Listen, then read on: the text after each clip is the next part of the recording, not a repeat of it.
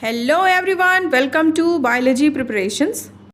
आज के इस वीडियो में हम नीट सॉल्व पेपर्स की सीरीज़ में एनिमल किंगडम के फाइलम को कवर कर रहे हैं। इसमें अभी तक हमने basis of classification of animals देखा है। उसके बाद जो हमारा दूसरा वीडियो था वो था फाइलम पोरीफेरा से लेकर के एस्केलमेंथीज फाइलम से रिलेटेड जितने भी क्वेश्चंस एग्जामिनेशंस में पूछे हैं हम उन्हें ही सॉल्व कर रहे हैं।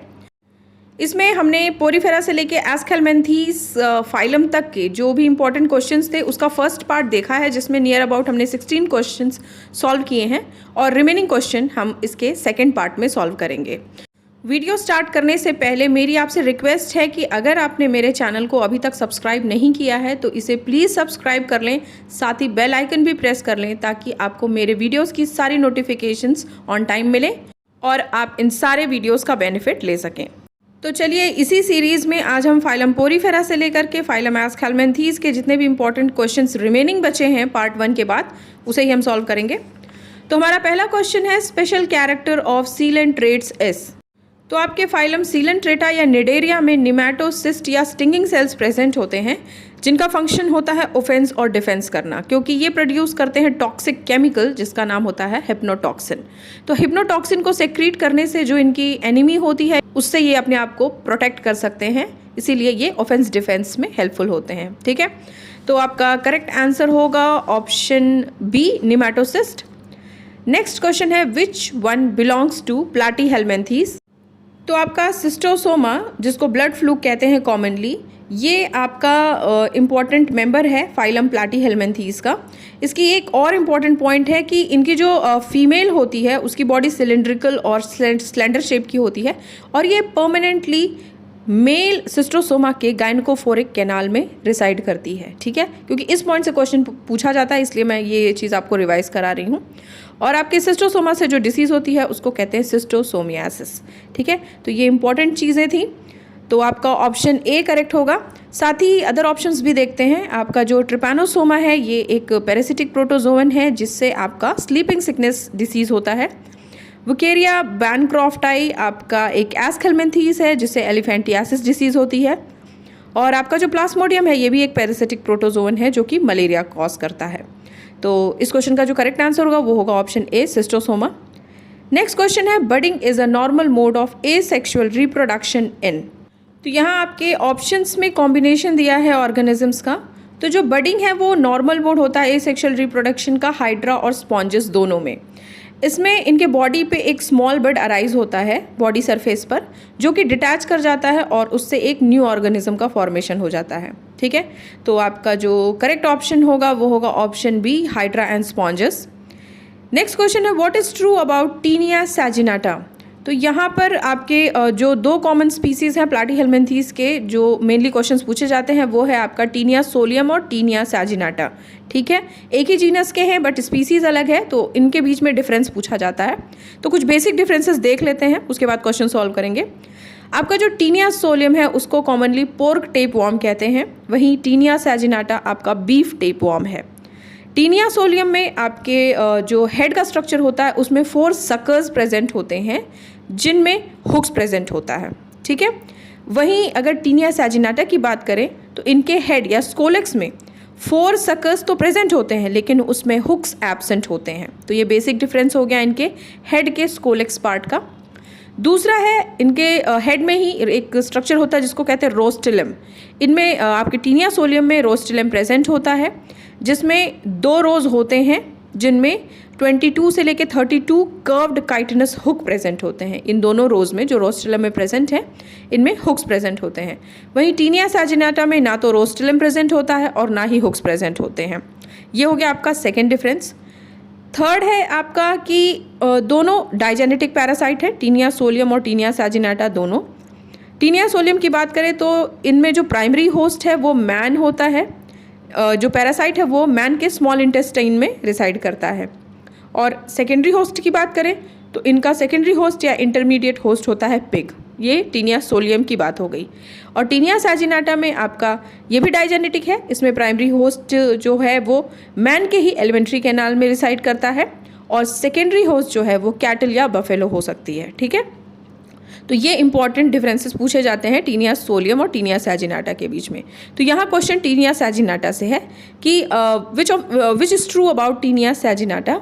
तो हम सारे पॉइंट्स कंसिडर करेंगे। सबसे पहला है life history has pig as intermediate host, तो ये रॉन्ग है, ये टीनिया सोलियम के केस में होता है।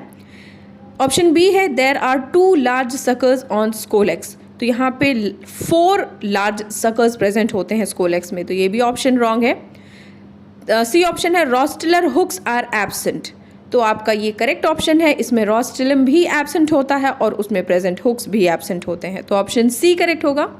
डी ऑप्शन की बात करें तो rostellum has double circle of hooks, तो ये टीनिया सोलियम के केस में करेक्ट होगा, तो आपका ऑप्शन सी करेक्ट होगा, rostellar hooks are absent in case of Taenia saginata.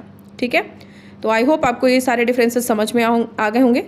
तो नेक्स्ट क्वेश्चन देखते हैं।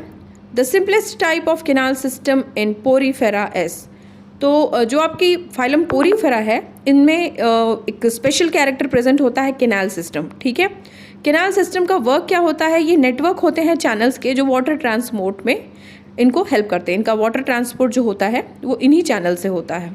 ठीक है, तो स्पॉन्जेस में mainly 3 types of canal system होते हैं, ए साइकॉन टाइप, साइकॉन टाइप और ल्यूकॉन टाइप। ए साइकॉन टाइप जो है वो सबसे सिंपलेस्ट टाइप होता है जो कि प्रेजेंट होता है ल्यूकोसोलिनिया में। ठीक है, साइकन है ये आपका स्काइफा, साइकन या ग्रैंटिया में प्रेजेंट होता है, और जो थर्ड टाइप है वो है ल्यूकॉन टाइप, ये प्रेजेंट होता है स्पॉन्जिला में। ठीक है, इनमें एक डिफरेंट टाइप्स का एक और कैनाल सिस्टम प्रेजेंट होता है जिसको कहते हैं रेगॉन टाइप। ये आपका नॉर्मली अकर होने वाला कैनाल सिस्टम नहीं है, ये लार्वल स्टेजेस में कैनाल सिस्टम मिलता है। जो आपका रेगॉन टाइप है वो लार्वल स्टेजेस में फाउंड होता है आपके क्लास डीमोस्पॉन्जिया में। ठीक है, तो ये आपके बेसिक डिफरेंसेस हो गए या बेसिक क्लासिफिकेशन हो गया कैनाल सिस्टम का। तो यहाँ क्वेश्चन में यही पूछा है the simplest type of canal system in Porifera is, तो आपका ऑप्शन ए करेक्ट होगा, ए साइकॉन टाइप। अगर आपको कैनाल सिस्टम या फिर किसी भी थियोरेटिकल पोर्शन को अच्छे से स्टडी करना है तो आप हमारे प्लेलिस्ट में जा सकते हैं, इन सारे टॉपिक्स के डिटेल वीडियोस भी पड़े हैं हमारे प्लेलिस्ट में। ठीक है, तो यहाँ हम क्वेश्चन सॉल्व कर रहे हैं इसलिए हम बहुत ज़्यादा डिटेल में नहीं जा सकते हैं क्योंकि बहुत ज़्यादा टाइम लग जाएगा सारे क्वेश्चंस को सॉल्व करने में। तो लेकिन एक और आपके लिए सजेशन है कि अगर आप इनको नोट्स के थ्रू यानी या क्वेश्चन सॉल्व करते समय अगर आप इसको नोट डाउन करते हैं तो आपके रिवीजन के लिए बहुत हेल्पफुल होगा ये चीज़, क्योंकि किसी भी क्वेश्चन को मैं फुल्ली एनालिसिस करके आपको बताती हूँ, क्योंकि अगर क्वेश्चंस को ट्विस्ट भी किया गया तो आपके लिए प्रॉब्लम नहीं होगी। ठीक है, तो अब देखते हैं next question. What is true about Taenia, तो यहाँ पर टीनिया एज ए जनरल पूछा गया है और यहाँ ऑप्शंस में टीनिया के बेसिक स्ट्रक्चर से क्वेश्चन पूछा हुआ है, तो हम एक टीनिया एज ए जनरल देखते हैं। जो टीनिया है ये एक पैरासिटिक प्लैटीहेल्मिन्थीज है। इनमें जो बॉडी होती है वो 3 पार्ट्स में डिवाइडेड होती है, हेड जिसको स्कोलेक्स कहते हैं, नेक और स्ट्रोबिला, तो ये 3 डिस्टिंक्ट डिविजन्स हैं इनके बॉडी के। इनमें जो स्ट्रोबिला होता है ये 800 to 1000 सेगमेंट्स या प्रोग्लॉटिड्स का बना होता है जो कि चेन लाइक फैशन में अरेंज होता है। ठीक है, तो ये जो आपका प्रोग्लॉटिड है या फिर सेगमेंट है ये भी 3 पार्ट्स में फर्दर डिवाइडेड होता है। सबसे स्टार्टिंग में होता है इमेच्योर प्रोग्लॉटिड्स जो कि स्टार्टिंग के 200 प्रोग्लॉटिड्स को कहा जाता है, और ये पोर्शन जो है वो सेक्सुअली इमेच्योर होता है, इनका रिप्रोडक्शन में कोई भी रोल नहीं होता, इनमें कोई भी रिप्रोडक्टिव ऑर्गन्स नहीं फाउंड होते हैं। दूसरा है आपका मैच्योर प्रोग्लॉटिड्स, ये आपका 200 के बाद के जो 450 मैच्योर सेगमेंट्स होते हैं उनको प्रोग्लॉटिड्स कहते हैं। ठीक है, इनमें क्या होता है, इनके जो 450 के भी जो स्टार्टिंग के 100 से 150 प्रोग्लॉटिड्स हैं इनमें मेल रिप्रोडक्टिव ऑर्गन्स प्रेजेंट होते हैं, और पीछे के जो 250 मैच्योर प्रोग्लॉटिड्स बचते हैं उनमें both male and female reproductive organs present होते हैं। इस तरह से ये इनका जो स्ट्रक्चर हो जाता है वो हर्माफ्रोडाइट हो जाता है। ठीक है, उसके बाद आपका है लास्ट जो थर्ड पार्ट है वो है राइप या ग्रेविड प्रोग्लॉटिड्स। ग्रेविड प्रोग्लॉटिड्स में मेल और फीमेल रिप्रोडक्टिव ऑर्गन्स डीजनरेट हो चुके होते हैं, यानी उनका वर्क ख़त्म हो चुका होता है, वो एक तरह से फिनिश हो चुके हैं होते हैं। तो क्वेश्चंस के ऑप्शंस देखते हैं। टीनिया से रिलेटेड करेक्ट ऑप्शन कौन सा है, मेल ऑर्गन्स अकर इन पोस्टीरियर प्रोग्लॉटिड्स, तो आपके ये रॉन्ग है। उसके बाद मेल ऑर्गन्स अकर इन एंटीरियर प्रोग्लॉटिड्स, तो ये भी आपका रॉन्ग है। फीमेल ऑर्गन्स अकर इन एंटीरियर प्रोग्लॉटिड्स, तो ये भी रॉन्ग है। और mature proglottids contain both male and female organs. तो मैच्योर प्रोग्लॉटिड्स हमने देखा है किसमें, both male and female organs present होते हैं इसके पोस्टीरियर एंड में, जो इनको एक हर्माफ्रोडाइट स्ट्रक्चर बनाते हैं। तो आपका ऑप्शन डी करेक्ट होगा। नेक्स्ट क्वेश्चन देखते हैं, एस्कैरिस लार्वा इज कॉल्ड। तो आपका एस्कैरिस जो है वो फाइलम एस्केलमेंथीज का मेंबर है और इसके लार्वा को कहते हैं रैबिडिटीफॉर्म। ठीक है, तो आपका ऑप्शन बी करेक्ट होगा। नेक्स्ट क्वेश्चन है, ब्लैडर वॉर्म और cysticercus is the larval stage of. तो आपका ब्लैडर वॉर्म लार्वा, जिसका दूसरा नाम सिस्टिसिरस लार्वा भी है, ये लार्वल स्टेजेस प्रेजेंट होते हैं टेप वॉर्म में। ठीक है, तो ऑप्शन ए करेक्ट होगा। नेक्स्ट क्वेश्चन है, the excretory structure of flat worms Taenia are. तो आपका टेप वॉर्म का जो एक्सक्रीटरी सिस्टम होता है वो बना होता है फ्लेम सेल्स का। ये फ्लेम सेल्स इनके बॉडी से वेस्ट मटेरियल को अब्जॉर्ब करते हैं और उनको डिस्चार्ज कर देते हैं outside the body through excretory duct. ठीक है, ये जब बहुत सारे बंडल्स होते हैं फ्लेम सेल्स को तो उनको ऑल टुगेदर कहा जाता है प्रोटोनेफ्रिडिया। लेकिन जो बेसिक एक्सक्रीटरी स्ट्रक्चर है वो है आपका फ्लेम सेल्स। ठीक है, इसलिए आपका ऑप्शन ए करेक्ट होगा, फ्लेम सेल्स। नेक्स्ट क्वेश्चन है, classification of Porifera is based on. तो फाइलम पोरीफेरा जो है ये ऐसे एनिमल्स को इंक्लूड करता है जिनके बॉडीज पे पोर्स प्रेजेंट होते हैं। ठीक है, ये cellular grade of body organisation show करते हैं और इनके जो बेसिस होती है क्लासिफिकेशन की वो होती है इनका स्केलेटन या स्पिक्यूल्स। ठीक है, तो आपका ऑप्शन बी करेक्ट होगा, presence of spicules is the basis of classification of Porifera. ठीक है, नेक्स्ट क्वेश्चन देखते हैं, एस्कैरिस लुम्ब्रिकॉइडीज इन्फेक्शन अकर्स थ्रू। तो एस्कैरिस लुम्ब्रिकॉइडीज ये आपका एक राउंड वॉर्म है, फाइलम एस्केलमेंथीज का मेंबर है और जो इसका इन्फेक्शन होता है वो ह्यूमन बींग्स के स्मॉल इंटेस्टीन में होता है। ये एक मोनोजेनेटिक पैरासाइट है। ठीक है, एस्कैरिस जो है वो ह्यूमन की बॉडी में कैसे एंटर करता है, बाय ईटिंग सेमी कुक्ड या improperly cooked pork meat. Okay, जो कि कंटैमिनेटेड होता है एस्कैरिस के लार्वा से या उसके एग से। तो आपका जो करेक्ट आंसर होगा वो होगा option C, Ascaris lumbricoides infection occurs through improperly cooked measly pork. Okay, ये ऐसे होता है क्योंकि जो एस्कैरिस के एग्स हैं वो जब इन्फेक्टेड पीपल के फीसेस के थ्रू पास आउट हो जाते हैं तो ये फिर पिग के थ्रू इंजेस्ट किए जाते हैं या ये पिग जो है उसको फीड करता है और फाइनली ये उनकी बॉडी में ट्रांसमिट हो जाता है। उसके बाद से जब इस मीजली पोर्क मीट या फिर पिग की मीट को अंडर कुक्ड करके या फिर प्रॉपरली कुक नहीं किया जाता है और उसको फिर से इनटेक किया जाता है बाय ह्यूमन बींग्स, तो ये इन्फेक्शन ट्रांसमिट हो जाता है। ठीक है, तो आपका ऑप्शन सी करेक्ट होगा। नेक्स्ट क्वेश्चन है, ऑन्कोस्फीयर अकर्स इन। तो आपके जो टीनिया के लार्वल स्टेजेस हैं वो मेनली दो हैं। पहला है आपका ऑन्कोस्फीयर जिसको हेक्साकैंथ लार्वा भी कहते हैं और दूसरा है आपका ब्लैडर वॉर्म लार्वा जिसको सिस्टिसिरस लार्वा भी कहते हैं।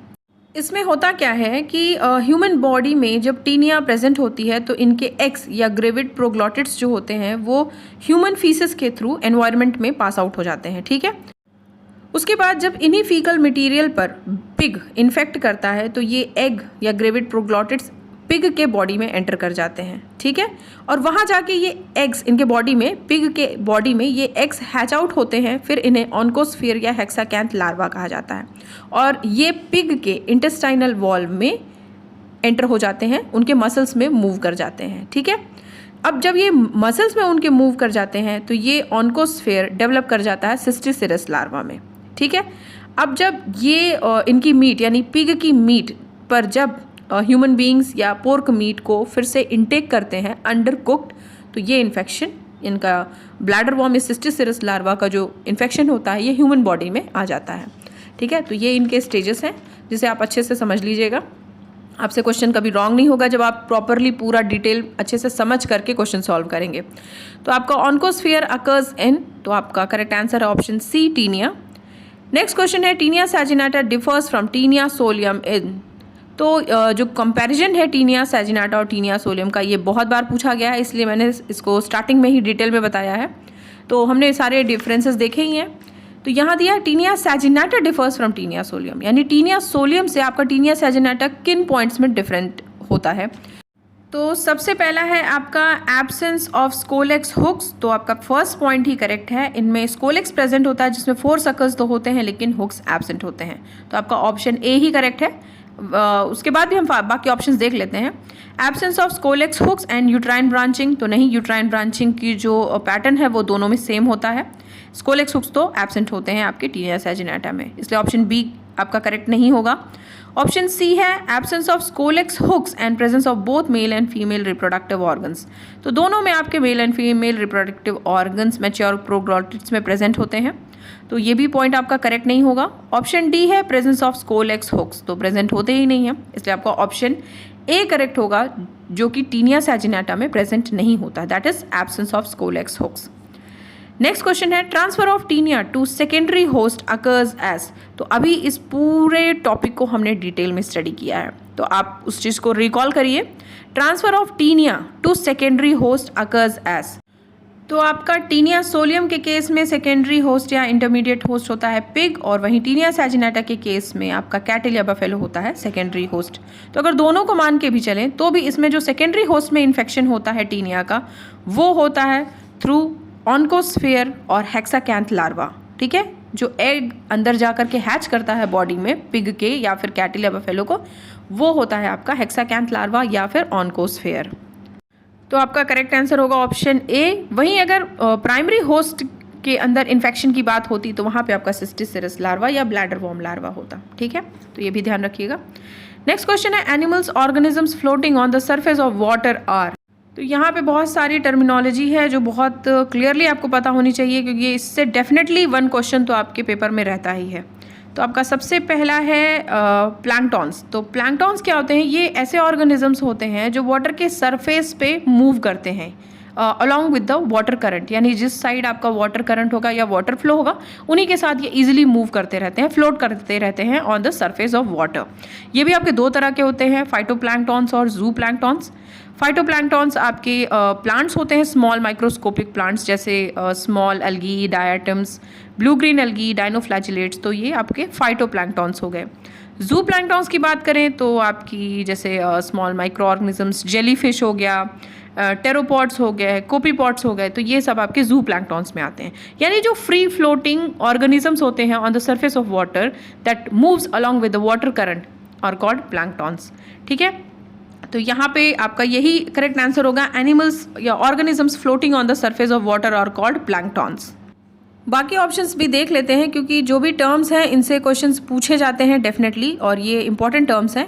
तो आपका नेक्स्ट है पेलाजिक, तो पेलाजिक ऐसे ऑर्गेनिजम्स हैं जो ओपन सी का पार्ट होते हैं, यानी ओपन सी में रहते हैं other than the coastal area और द सी फ्लोर, यानी कि ये बीच के हिस्से में होते हैं, ना तो ये कोस्टल एरियाज पे प्रेजेंट होंगे ना तो सी फ्लोर पे, ठीक है, बीच के ओपन सी में ये ईजिली रहते हैं, ठीक है। तो आपका ये हो गया पेलाजिक। नेक्स्ट है आपका बेंथोस, ये वो ऑर्गेनिजम्स हैं जो बॉटम पे या सी बेड में रिसाइड करते हैं, यानी bottom surface of the water body, यानी कि सी सरफेस पे जो होते हैं उनको कहते हैं बेंथोस। लास्ट ऑप्शन है आपका नेरेटिक, तो नेरेटिक जो है वो ऐसा जोन होता है ओशन का जहाँ पर प्रॉपर सनलाइट रीच हो सकती है, ओशन फ्लोर का वो लेवल जहाँ तक अच्छे से सनलाइट पहुँचती है, और ये नियर अबाउट 200 मीटर्स तक होता है कॉन्टिनेंटल शेल्फ के ऊपर, ठीक है। और ये सबसे ज़्यादा रिप्रोडक्टिव जोन माना जाता है जहाँ पर मेजॉरिटी ऑफ मराइन लाइफ होती है, ठीक है। तो ये हो गया आपका नेरेटिक। अब देखते हैं इस वीडियो का लास्ट क्वेश्चन, और आपके पोरीफेरा से लेकर के प्लैटीहेल्मिन्थीज टॉपिक का भी लास्ट क्वेश्चन, जो कि हम सेकेंड पार्ट में कवर कर रहे हैं। तो क्वेश्चन है आपका ऑर्गन पाइप कोरल एस, तो ट्यूबिपोरा का कॉमन नेम होता है ऑर्गन पाइप कोरल। ये एक सीलेंट्रेटा है जो कि क्लास एंथोजोआ का मेंबर है, ठीक है। तो ऑप्शन ए करेक्ट होगा।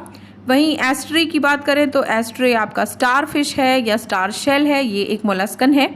उसके बाद से आपका हीलियोपोरा, हीलियोपोरा भी आपका एक सीलेंट्रेट है, इसको कॉमनली ब्लू कोरल कहते हैं। और आपका फुंजिया जो है ये है आपका मशरूम कोरल, ये भी एक सीलेंट्रेट है, क्लास एंथोजोआ का मेंबर।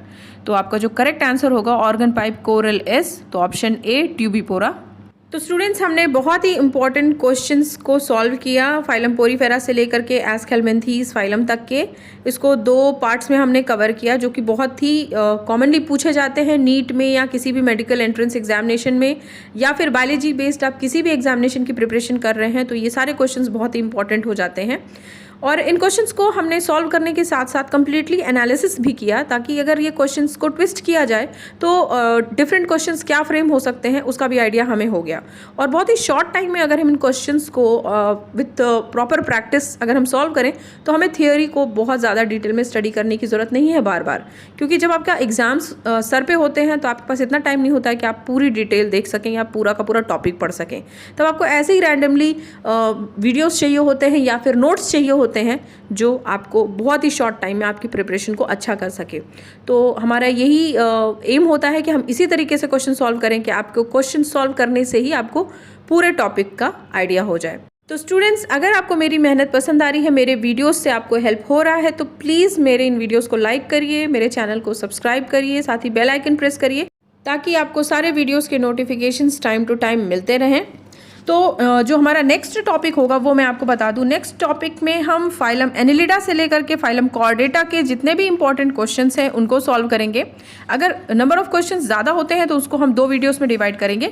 फिलहाल जो नेक्स्ट टॉपिक है वो आपका एनिलिडा से कॉर्डेटा तक के फाइलम से जो इंपॉर्टेंट क्वेश्चंस है उसी का वीडियो हम अपलोड करेंगे।